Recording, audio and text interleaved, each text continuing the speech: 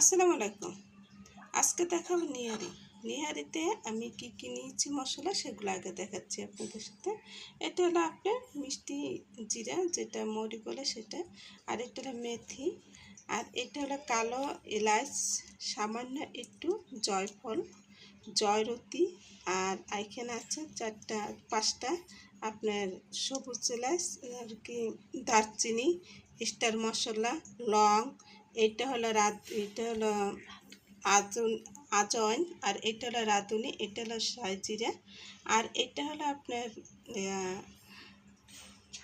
চার মগজ বলে যেটা সেটা।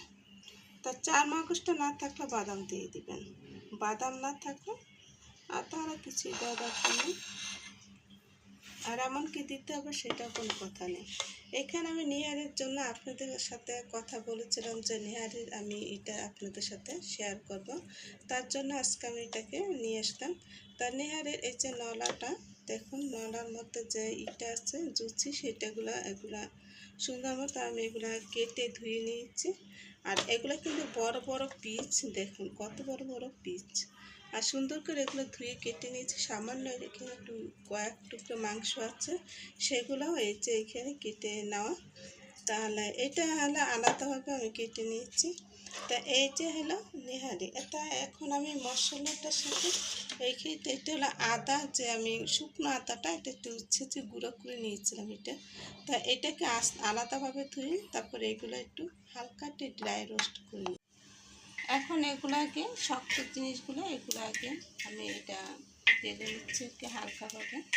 তারপর এটা হালকা একটু চুলার জালটা বন্ধ করে এগুলো দিয়ে দেবেন, যে মশলাগুলো একটু আপনার ছোটোগুলো সেগুলো আপনার জালটা বন্ধ করে দিয়ে দেবেন। এখন আমি চুলার জালটা বন্ধ করে দিচ্ছি। আর এগুলো কিন্তু হালকা একটু গরম হয়ে গেছে, তাই আমি এগুলো নামিয়ে ফেলাম। আর এখন এগুলো দিয়ে দিচ্ছি, এইটা কিন্তু দেবো না, আরগুলো দিয়ে দেবো। এখন এর উপরে এটাকে দিয়ে দিচ্ছি।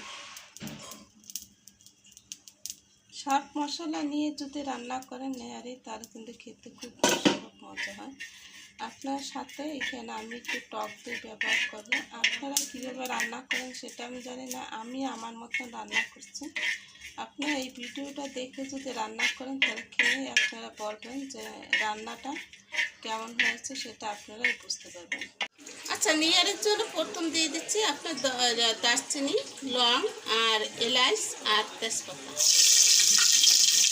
সাথে দিয়ে দিচ্ছি আপনার পেঁয়াজ কুচি। এখানে কিন্তু পেঁয়াজ বাটাটাও যাবে। তা এটা একটু ভেজে নিচ্ছি।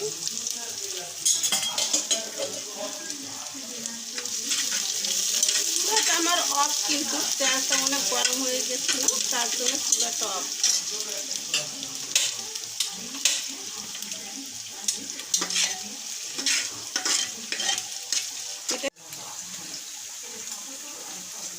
এখন পেঁয়াজটা একটু হালকা ব্রাউন কালার হয়েছে, আর একটু ভেজে নিলে আর কি বেশি ভালো হয়।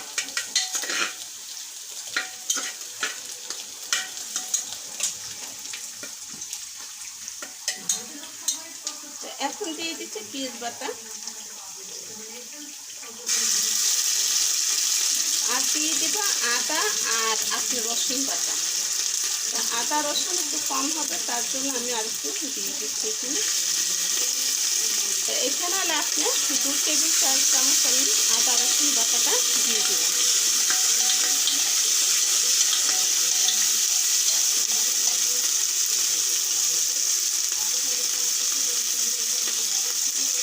একটু পানি দিয়ে দিচ্ছি।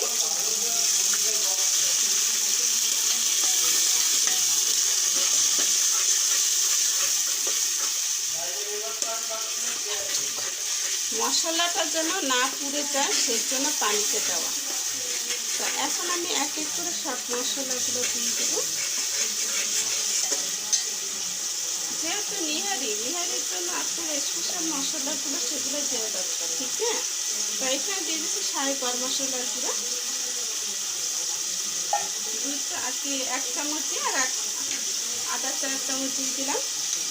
আর এখানে দিয়ে দিচ্ছি আপনার মরিচের গুঁড়ো, ঝাল যে যেমন খাবেন সেরকম করে দিয়ে দিবেন।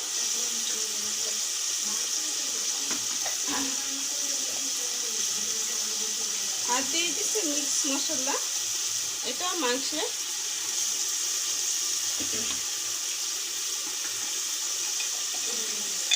এখন দিয়ে দিচ্ছি আপনার ধনে জিরা কিছুটা,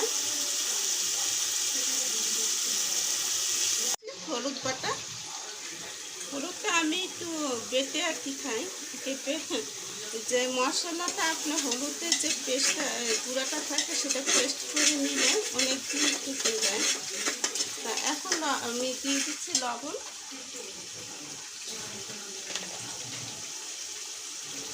লবণটা বুঝে শুনে দিয়ে দেবেন। এখানে যে পরিমাণে আমার নেহারিতে আছে সেই পরিমাণে মশলাটা দিয়ে দিলাম। এখন দিয়ে দিচ্ছি সেই মশলাটা যেটা বানিয়ে নিয়েছিলাম সেটা। এখন দিয়ে দিচ্ছি কিছুটা, আমি আর কিছুটা রেখে দেবো।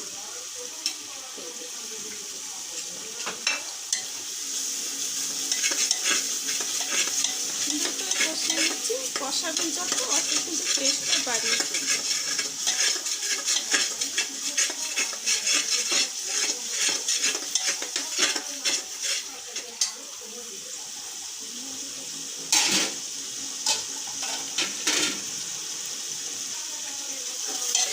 কষানোর পরে যে মশলাগুলো বেশি উঠছে তা আমি এখন দিয়ে দিচ্ছি নেহারিগুলো। আর এগুলো কিন্তু পরিষ্কার করা, সে পরিষ্কার করা নেহারিগুলো আমি দিয়ে দিচ্ছি। এখন আমি দিয়ে দিচ্ছি কিছুটা এখানে মাংস।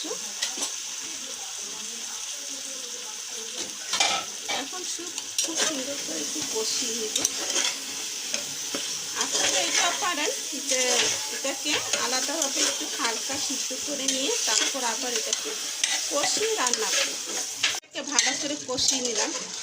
আর এটা যত ভালো করে কষিয়ে নেবেন তত কিন্তু ভালো হবে টেস্টটা। আর আমার নিহারিগুলো একটু বড় বড়, আপনারা পারলে ছোটো করে নিতে পারেন। দেখুন কত বড় বড় নিহারি। এখন আমি এর মধ্যে দিয়ে দিব পানি। ও বন্ধুরা, আমার একটা জিনিস একটু মনে নেই, এটা হলো টক দই। এটা আমার মনে ছিল না, তাই পরবর্তীতে আমি দিয়ে দিচ্ছি। এখানে আধা কাপ বাকি টক দই দিয়ে দিলাম। এখন আরেকটু কষিয়ে দেব।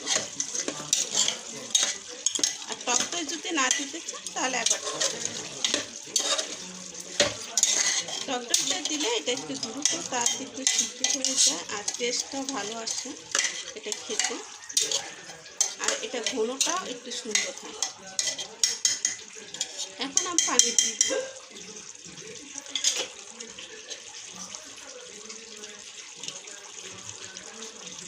পানিতে দিয়ে দিচ্ছি যেই পরিমাণে আপনার পানিটা লাগবে সেই পরিমাণে পানিটা দিয়ে দিচ্ছি। এটা হলো গরুর আর কি পা। গরুর পায়ে যে এটা সিদ্ধ হতে একটু সময় লাগে, তার জন্য পানিটা একটু বেশিও লাগবে। তো এখন আমি চুলা এটা জ্বালিয়ে কাপিটাকে ঢেকে ছিটি দিয়ে রান্না করে নেব। এখন দেখেন নিহারির কালারটা কত সুন্দর এসেছে। তা আমি দিতে যাচ্ছি এটার মধ্যে আলু, কিন্তু এখন আর আলু দিব না, যেটা নরম হয়ে গেছে। আর এটা কত সুন্দর লোভনীয় দেখাচ্ছে। আমি আরেকটু ঝোলটা টানিয়ে নিব। তা এখানে এটা ঝোলটা ঘন করার জন্য এখানে একটু কর্নফ্লাওয়ার ব্যবহার করব। কর্নফ্লাওয়ারটা দিলে একটু ঝোলটা একটু ঘন হয়, বা ময়দা বা আটা ওটাও দিতে পারেন। তা কর্নফ্লাওয়ারটা আমি এখানে একটু গুলিয়ে দিয়ে দিব। আমি এটা গুলিয়ে দিয়ে দিচ্ছি। আর এটা দেওয়ার পরে এটা কিন্তু সুন্দর একটা ঘন একটা আসবে। তা আমি ওটা পুরোটাই ঢেলে দিলাম। আর এটা লাগার কোনো চান্স নেই, কারণ এটা লেগে যাবে না। আর এখন ঘনটা একটু সুন্দর মতন হয়ে যাবে। আর এটা কী দিয়ে খাবেন বলেন? আমি তো রুটি দিয়ে খাবো বা নান রুটি দিয়ে খাবো। আপনারা কি দিয়ে খাবেন? পরোটা নাকি শুধু নান? এখন যাই হোক, যে যেমন করে খায় আর কি। তা আমার রেসিপিটা আপনাদের কাছে অবশ্যই ভালো লাগবে। ভালো লাগলে অবশ্যই লাইক শেয়ার কমেন্টটা করবেন, আর পাশে বেল বাটনটা ক্লিক করবেন। আর যে মশলাটা আছে সেই মশলাটা এখন পরবর্তীতে দিয়ে দিচ্ছি, তাহলে সেন্টটা এটা সুন্দর মতো থাকবে। এখন সেই মশলাটা পুরোটাই দিয়ে দিলাম। এখন সুন্দর করে এটাকে নেড়েছে। এটা আরেকটু মাঝারি একটু আছে, আমি একটু জাল করে নেব। তা আজকের মতন বিদায় নিচ্ছি বন্ধুরা, রান্না করতে করতে বিদায় নিচ্ছি। এটা আজকে আর খাবো না, কালকে সকালে খাবো। তাহলে আজকের মতন বিদায় নিচ্ছি, আল্লাহ হাফেজ।